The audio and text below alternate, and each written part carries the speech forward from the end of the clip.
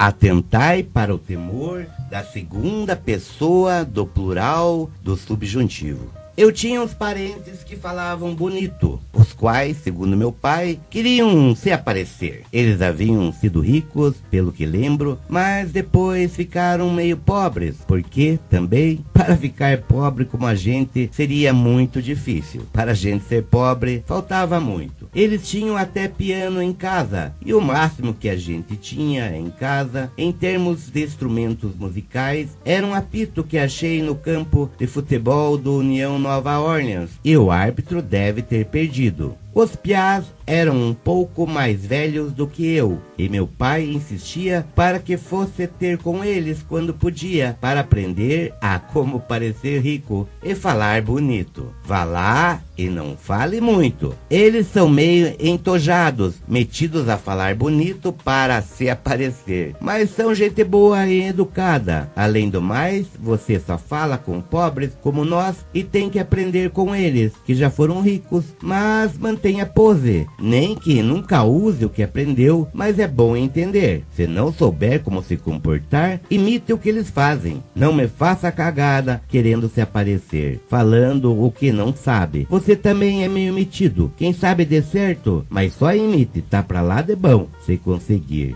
Bom, e lá ia eu, de calça de tergal, sempre a mesma para ocasiões importantes, tomar chá com parentes que tinham um tapete grande em casa, naquele sofazão que dava quase o tamanho de nossa privada. Pensando bem, sem dúvida, era maior. Eu tinha medo de pisar em quase tudo ou derrubar alguma coisa, então ficava somente olhando. Eram da linhagem descendente de ingleses de nossa família e era um mundo muito diferente do nosso, do lado dos bugres. Olhava em cima do piano, havia porta-retratos sem uma partícula de poeira, como se o tempo ali não existisse. Na verdade, era como se a casa inteira estivesse numa moldura irretocável. Era tudo muito asséptico e formal, então era natural que gostasse mais de ir para a beirada do rio do que ir lá tomar chá, mas nem sempre na vida a gente faz o que quer. Eu devia ter uns 12 anos e só tomava chá em casa quando faltava cevada ou café. Ainda mais chá na hora de jantar, lá pelas 6. Mas era o que havia, chá com bolachas e torradas. Sempre que ia ali naquele horário e perguntava-me o que o pai queria que aprendesse. A morrer de fome?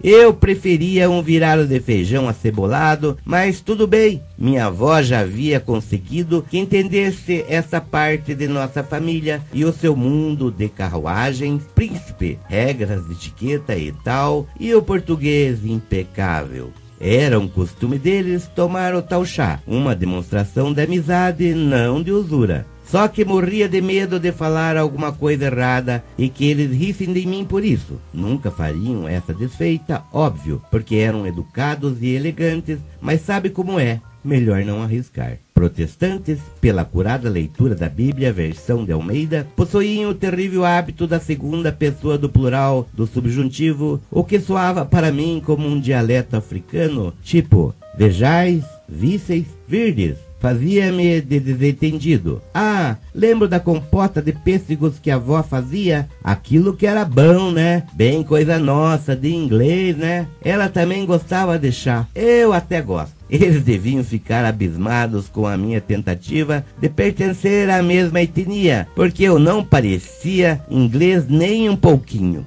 Voltando ao português, não que não entendesse malemar o que diziam, ou não intuísse a conjugação do verbo, mas repeti-la era o X da questão, e bem que queria devolver-lhes as fuças. Sim, mas se vós ouvirdes antes, vejais bem, passai o recado. Ah, se eu conseguisse somente uma vez falar bonito como eles, mas não adiantava, não saía de jeito nenhum, e o medo de errar me paralisava. Note que nessa frase o nenhum pronome, mas conjunção nem mais numeral 1, Subentendidos, atrai o pronome, mesmo estando longe. Não me encha o saco para provar nada. Você aí que anda na minha cola, me corrigindo no privado e deve estar lendo. Atraiu de novo, viu? O português é também uma puta intuição, sacou? O erro ficaria pior ainda se eu falasse daquela maneira. Eu já sabia que havia.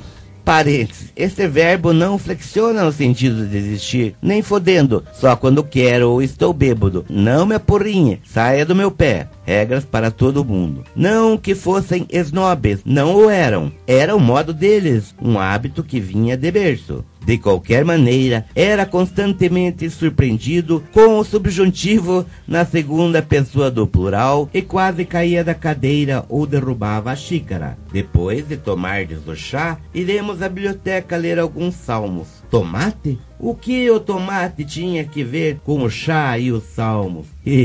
Vocês já pescaram um lambari com massinha? Fragmentados ficaram em minha memória esses encontros de parentes que nunca mais vi, e suponho minha cara de espanto quando diziam: quando virdes o tio, mandeis lembranças. E eu: muito obrigado, vocês também. Quando der, apareçam lá pra nós pescar lambari com massinha no brejo do Domacós. E eu: pai, aprendeu alguma coisa de falar bonito? E eu: olhai os lírios do campo. Essa eu sabia de cor da escola dominical, nunca esquecia, é até título de livro. Ele, o pai, fazia uma cara de satisfeito. É, piá, assim que se faz. Um dia, quem sabe, você vira até escritor, mas é melhor ser advogado ou médico. Escrever não dá dinheiro. Ele estava coberto de razão, mas parte da culpa foi dele mesmo e de meus parentes. Texto e narração do jornalista e escritor Marcos Henrique Guimarães, membro do Coletivo de Cultura Estrela da Encruzilhada, do deputado estadual Dr. Antenor. Muito obrigado.